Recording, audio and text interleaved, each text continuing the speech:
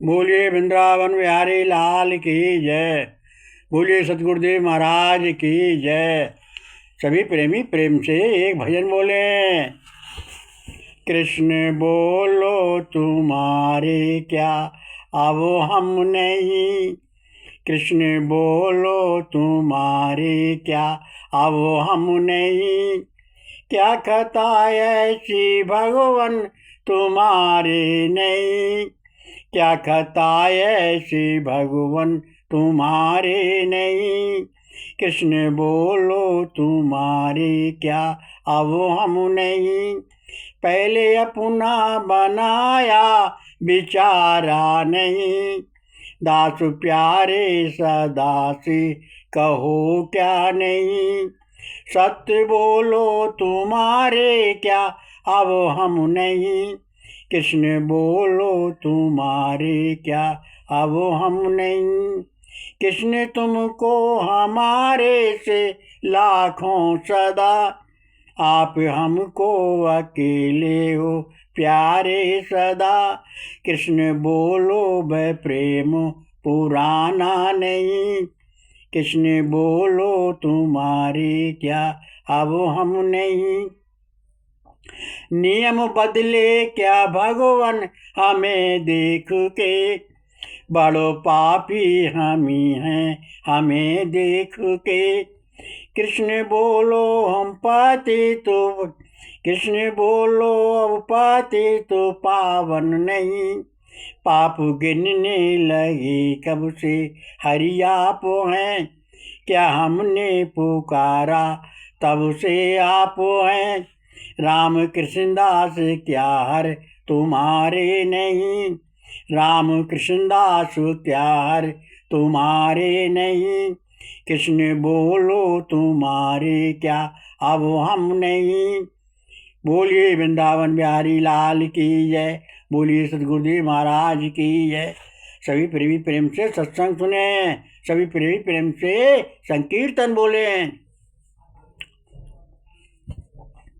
कृष्ण बोलो हरे कृष्ण बोलो, कृष्ण बोलो हरे कृष्ण बोलो, कृष्ण बोलो हरे कृष्ण बोलो, कृष्ण बोलो हरे कृष्ण बोलो, कृष्ण बोलो हरे कृष्ण बोलो, कृष्ण बोलो हरे कृष्ण बोलो। बोलिए वृंदावन बिहारी लाल की जय। बोलिए सतगुरुदेव महाराज की जय। सभी प्रेमी प्रेम से सत्संग सुने। परमात्मा के विषय में अधिकांश तर्क वितर्क करते ही रहते हैं कि परमात्मा वो ब्रह्म साकार नहीं हो सकता, उसका रूप रखने की क्या जरूरत है, वो रूप रखता ही नहीं। ये तो अवतार वाले सुने जाते हैं। रामकृष्ण आदि हमारे समान ही थे। यही निराकार मत वाले कहते हैं। मुसलमान, आर्य समाज, परमहंस मत, जय गुरुदेव मत, कबीरदास जी मत, रामचंद्र मत, धन्य निरंकार मत आदि आदि कितने मत वाले कहते हैं कि मानव की तरह रूप में कभी रहते रहते भगवान नहीं आता। वो प्रकाश स्वरूप ज्योति स्वरूप है, वो मानव रूप में क्यों आएगा। वो शास्त्रों में संतों ने उसे साकार रूप में स्वीकार किया, वो गलत है। मेरे विचार में ऐसा नहीं है। जब तक पूर्ण ज्ञान ना हो तब तक ऐसा अनेक समस्याएं बनी रहती हैं। वो ब्रह्म साकार नहीं। पहले अंडा पहले आया या मुर्गी पहले आए, स्त्री पहले आई या पुरुष पहले आए, आदि आई समस्या आती जाती रहती हैं। जब तक हम स्वयं निर्णय करते हैं कि जब तक यही समस्या रहेगी, जब हम निर्गुण गुरुदेव पर, जब निर्णय गुरुदेव पर, प्रभु जी पर सौंप देते हैं, तब तत्व का ज्ञान प्राप्त होता है। और ज्ञान पृथ्वी पर हर जीव को है। तत्व ज्ञानी, मर्म ज्ञानी, गुप्त ज्ञानी, गोपनीय ज्ञानी और गुहा ज्ञानी, समनेत्र ज्ञानी, अलौकिक ज्ञानी, अनोखा ज्ञान, निराला ज्ञान, सूक्ष्म ज्ञान, परावाणी का ज्ञान, पराशक्ति ज्ञान, लौकिक और परलौकिक ज्ञान, निरासक्त ज्ञान, वैदिक ज्ञान, सनातन ज्ञान, ईश्वरीय ज्ञान, ब्रह्म ज्ञान, भव भव तारण तरन का ज्ञान और विद्वानों द्वारा विभिन्न नामों से बोला जाता है। वो ज्ञान बिन गुरुदेव की कृपा बिना, प्रभु की कृपा बिना प्राप्त नहीं होता। वो जन्म जन्मांतर का पूर्ण प्राप्त फल उदय हो, परमात्मा की कृपा हो, सच्चे सदगुरु परमानंद प्राप्त प्रेम रस विभोर मिल जाए और अपने अंदर प्रभु की सच्ची भूख उत्पन्न हो जाए। तब गुरुदेव के सत्संग द्वारा वो तत्व ज्ञान, अक्षय ज्ञान, आनंद, प्रेमानंद कहने के लिखने में नहीं आता, वो तो स्वयं में या तो उसको प्रभु गुरु से ही मिलता है। बिन तत्व ज्ञान के तो व्यर्थ का ही विवाद है। मेरे विचार में वो साकार निराकार एक ही ब्रह्म है। जैसे ओले, बर्फ, जोश, पाला, कोरा, भाप, जल आदि सब जल के ही तो रूप हैं। ओले बर्फ और क्षण में जल हो जाते हैं। इसी प्रकार प्रभु साकार और निराकार दो रूप मानव की दो आँखें हैं। जैसे हमारा शरीर साकार है, इसमें निर्गुण निराकार प्राण रूप से वास कर रहा है। अब दोनों का सहयोग से शरीर कार्य करता है। जब साकार शरीर में ही निराकार प्राण आत्मा निकल जाती है तो साकार की मृत्यु हो जाती है और वो मृत्यु शरीर किसी काम का नहीं रहता। जब साकार मृत्यु शरीर जला दिया जाता है तो निराकार प्राण आत्मा किसी काम के नहीं रहते। बिना साकार में आए और निराकार आत्मा पर प्राण के प्रकट होने के लिए, प्रदर्शित होने के लिए उसे साकार शरीर में आना ही होगा। रूप रखकर तो साकार के बिन निराकार और निराकार के बिन साकार अस्तित्वहीन है। दोनों का दोनों से सनातन संघ का संबंध है। दोनों को दोनों के बिना करामत नहीं होते। ठीक इसी प्रकार ब्रह्म का विषय ब्रह्म निर्गुण निराकार होते हुए भी प्रेम विवश साकार स्वरूप धारण करते हैं। वो ब्रह्म की लीला, पद, नाम, संकीर्तन, शास्त्र आदि प्रतिष्ठित होते हैं। अर्थात दोनों के बिना दोनों अधूरे हैं, दोनों पूर्ण मिलके ही होते हैं। ऐसा मन में निश्चय कर लो कि एक के बिना दूसरे का कोई अस्तित्व नहीं है। अलग अलग समझना ये हमारा ज्ञान है, ये हमारा नाम अपराध है। प्रभु का जब तक नाम कोई नहीं आता तब तक वो निराकार है। और जैसे ही कोई भी नाम जब हम लेते हैं तो नाम लेते ही वो वस्तु साकार हो जाती है। क्यों? नाम से पहले उसका आकार होता है, उसका रूप होता है पहले, तब उस वस्तु का नाम होता है। नाम पहले हो ही नहीं सकता। तो जब तक हम नाम नहीं लेंगे तब तक वो निराकार स्वरूप में है।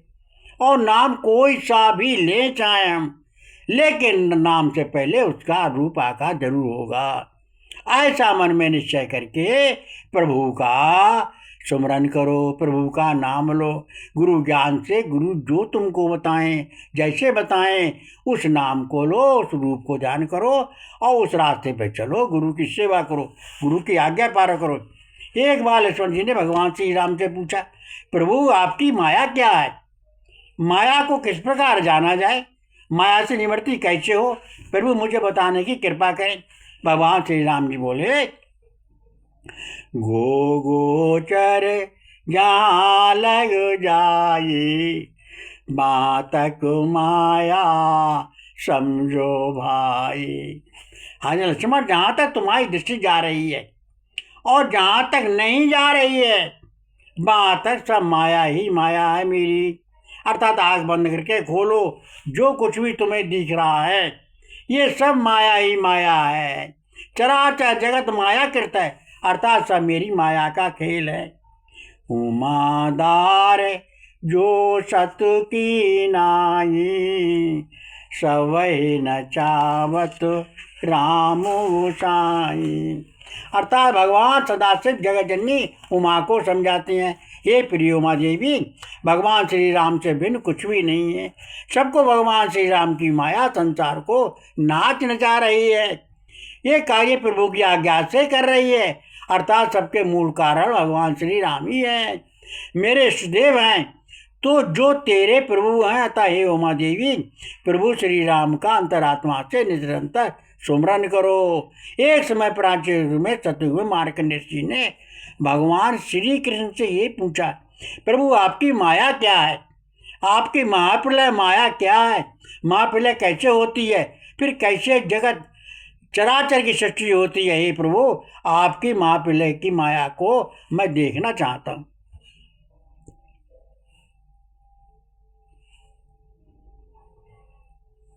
भगवान श्री कृष्ण ने कहा ठीक है। प्रभु ने अपनी लीला करनी प्रारंभ कर दी। श्री कृष्ण ने माया को अपने आदेश दे दिया, संपूर्ण चार जगत में महाप्रलय उत्पन्न कर दो। प्रभु जैसी अपनी आज्ञा के है, प्रभु ने संकल्प किया कि संपूर्ण चराचर जगत में लोक परलोक में जल ही जल हो गया। और जल में एक टीला सेच रहने दिया। मार्कंडेय ऋषि को उस पर खड़ा करके, और मार्कंडेय ऋषि एक टीला पर खड़े हैं। संपूर्ण संसार जल मगन है। पृथ्वी, पेड़ पौधे, मकान, अन्य सब वस्तु रसातल को चली गई। और जब जल मगन हो गए, सब जगह जल ही जल है। उस जल में एक पीपल के पत्ते पर भगवान श्री कृष्ण हाथ में बंसी लिए लेटे हुए हैं। मार्कंडेय ऋषि ने प्रभु के दर्शन किए। कितना सुंदर श्यामा, सुंदर मुरली मनोहर, अति सुंदर स्वरूप है। कभी कहने वर्णन करने में असमर्थ है। अवगति गति कुछ कहते न आवे, ज्यो ज्यो ज्यो गूंगा मीठे फल का रस, अंतर्गत ही भाव है। अवगत गत कुछ कहते न आवे, अर्थात उस श्याम सुंदर दया सागर दयानिधि के विषय में कुछ कहा नहीं जाता। जैसे गूंगा फल का स्वाद बताने में असमर्थ है, ठीक उसी प्रकार उस अविनाशी ब्रह्म को कौन जान सकता है। जिससे वो अपनी कृपा करके जना दे, वही उसे जान सकता है। मार्कंडेय ऋषि क्या देखते, भगवान श्री कृष्ण पीपल के पत्ते पर लेटे हुए अंगूठे को टूट रहे। और जब प्रभु सांस लेते हैं तो सभी चंचल जगत जलमग्न होता है, और प्रभु जब सांस छोड़ते हैं तो चराचर जगत के सब कार्य होने लगते हैं। मार्कंडेय ऋषि ये देखकर बारंबार अचंभे में पड़ गए और बोले, प्रभु ये कैसी माया है। मेरे संकल्प मात्र से सारा संसार उत्पन्न होता है, और मेरे संकल्प मात्र से सब संसार मुझ में विलीन हो जाता है। यही मेरी माया है ऋषि जी, यही मेरी माया है। प्रभु को बार बार हाथ जोड़कर विनती प्रार्थना की, अब आप प्रभु की आशरण हूँ। हे नाथ, हे दयानिधान, हे दया सागर, आप प्रसन्न हो जाइए और फिर सब चार जगत को वैसा ही कर दीजिए। प्रभु जी ने विनय स्वीकार करके वैसे का वैसा ही कर दिया। बोलिए वृंदावन बिहारी लाल की जय, बोलिए सतगुरुदेव महाराज की जय।